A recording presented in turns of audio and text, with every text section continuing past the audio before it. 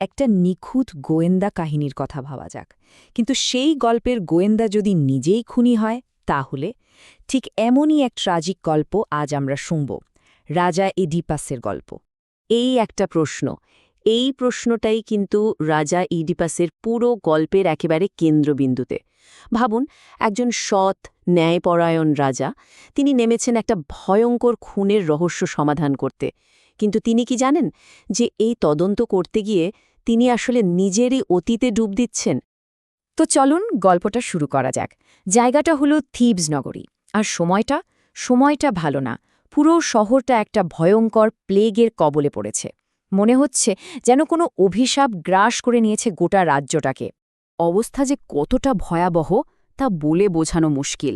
রাস্তায় রাস্তায় মানুষ মরে পড়ে আছে, ক্ষেতের ফসল সব নষ্ট, নারীরা সন্তান জন্ম দিতে পারছে না। মানে চারিদিকে শুধু হাহাকার। এই রকম এক চরম হতাশার মুহূর্তে প্রজারা কার কাছে যাবে? তাদের তো একজনই ভরসা, তাদের বীর রাজা ইডিপাস। সবাই তার কাছেই ছুটে আসে। কিন্তু এই সমস্যার সমাধানটা এলো এক দৈববাণীর মধ্যে দিয়ে, আর সেটা ছিল রীতিমতো ভয়ঙ্কর। বলা হলো, এই প্লেগ কোনো সাধারণ অসুখ বা প্রাকৃতিক দুর্যোগ নয়। না, এটা একটা শাস্তি, কারণ আগের রাজা লাইয়াসের খুনি এই শহরে দিব্যি ঘুরে বেড়াচ্ছে, আর তাকে খুঁজে বের করে শাস্তি না দেওয়া পর্যন্ত এই অভিশাপ কাটবে না। আর কে নেবে এই দায়িত্ব? অবশ্যই রাজা ইডিপাস। তিনি তো শুধু একজন সাধারণ শাসক নন, তিনি থিবসের ত্রাণকর্তা, তাদের হিরো। তাই জনগণের সামনে দাঁড়িয়ে তিনি একটা কঠোর প্রতিজ্ঞা করলেন। তিনি সবাইকে কথা দিলেন, যে কোনো মূল্যে, যেভাবেই হোক, রাজা লায়াসের খুনিকে তিনি খুঁজে বের করবেনই আর তাকে কঠোর শাস্তি দেবেন। কিন্তু নিয়তির খেলাটা দেখুন একবার। ইডিপাস তখন ঘুণাক্ষরেও টের পাননি যে এই প্রতিজ্ঞা করে তিনি আসলে নিজের বিরুদ্ধেই রায় ঘোষণা করে ফেললেন।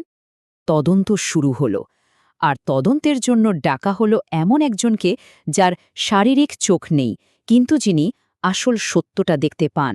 তিনি হলেন অন্ধ ভবিষ্যৎবক্তা টেইরেসিয়াস। ব্যাপারটা বেশ অদ্ভুত, তাই না? একদিকে দেখুন রাজা ইডিপাস, যার চোখের দৃষ্টি অত্যন্ত প্রখর, কিন্তু আসল সত্যটা তার চোখেই পড়ছে না। আর অন্যদিকে টাইরেসিয়াস, যিনি বাইরের কিছুই দেখতে পান না, কিন্তু সেই ভয়ঙ্কর সত্যিটা তিনি স্পষ্ট দেখতে পাচ্ছেন, যা আর কারো চোখেই পড়ছে না। মানে এটা আসলে দৃষ্টি আর অন্তর্দৃষ্টির একটা লড়াই। আর টেরেসিয়াস যখন মুখ খুললেন, তখন যে কথাটা বললেন সেটা শোনার জন্য কেউ প্রস্তুত ছিল না। তিনি সরাসরি ইডিপাসের দিকে আঙুল তুলে বললেন, তুমি সেই খুনি যাকে তুমি খুঁজছ। ব্যাস, এই কথা শুনে তো রাজা রাগে ফেটে পড়লেন।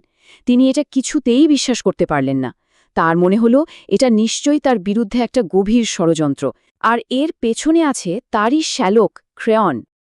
এই উত্তপ্ত পরিস্থিতিতে ইডিপাসের স্ত্রী জোকাসটা এগিয়ে এলেন স্বামীকে শান্ত করতে। তিনি ইডিপাসকে বোঝানোর চেষ্টা করলেন, কিন্তু তিনি জানতেন না যে সান্ত্বনা দিতে গিয়ে তিনি এমন একটা সূত্র ধরিয়ে দেবেন যার সবকিছুকে আরও জটিল করে তুলবে।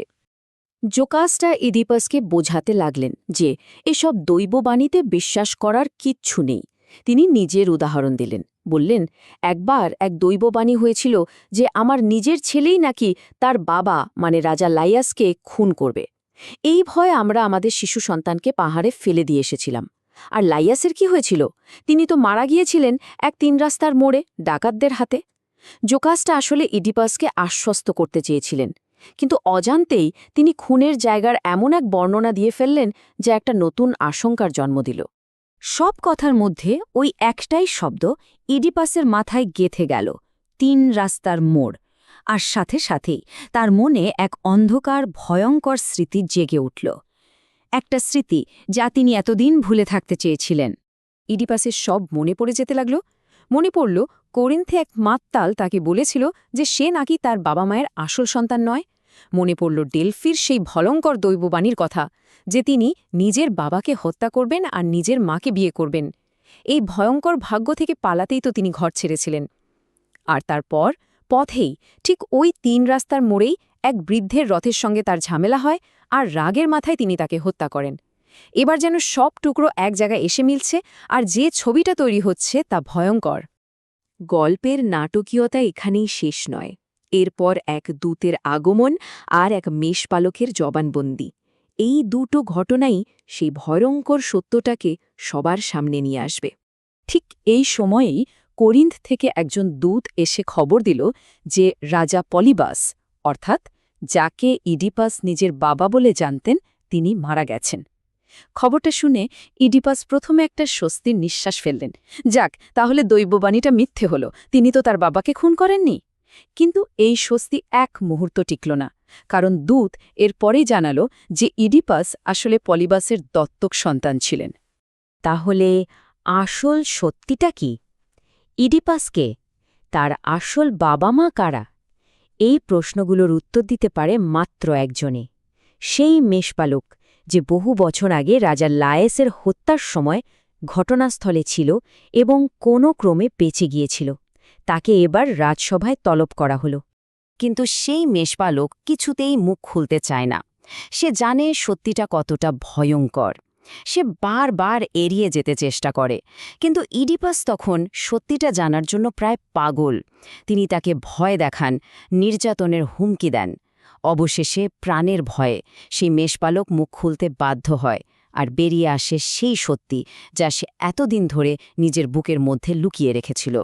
মেষপালক স্বীকার করল যে বহু বছর আগে তাকে রাজবাড়ি থেকে একটি শিশুকে মেরে ফেলার জন্য দেওয়া হয়েছিল, কিন্তু মায়া হওয়ায় সে শিশুটিকে না মেরে কোরিন্থের এক লোকের হাতে তুলে দেয়।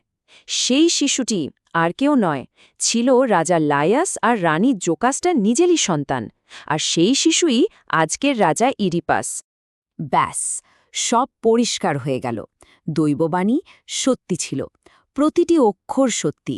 ইডিপাস নিজের বাবাকেই হত্যা করেছেন আর নিজের মাকেই বিয়ে করেছেন। এই চরম সত্যের ভারে তিনি যেন ভেঙে পড়লেন। অবশেষে তিনি বুঝতে পারলেন তিনি কে আর তিনি কি করেছেন। এই ভয়ঙ্কর সত্যটা যখন সবার সামনে এলো, তারপরের ঘটনা আরও মর্মান্তিক, আরও দুঃখের। এই সত্যের আঘাত সহ্য করার মতো ছিল না।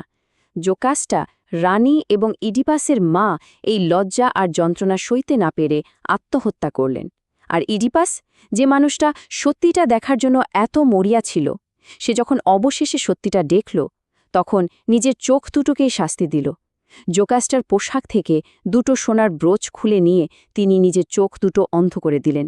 বললেন, যে চোখ দিয়ে তিনি নিজের জীবনের এত বড় পাপ দেখতে পাননি, সেই চোখ দিয়ে তিনি আর এই পৃথিবীর আলো দেখতে চান না। দুটি সোনার ব্রোচ, আর তার বিনিময়ে এক অন্তহীন অন্ধকার। অন্ধ, নির্বাসিত ইডিপাসকে এরপর থিবস থেকে বের করে দেওয়া হয়। এক সময়ের যে মহান রাজা ছিলেন, শহরের ত্রাণকর্তা, তিনি আজ এক সহায়হীন, ভগ্ন মানুষ।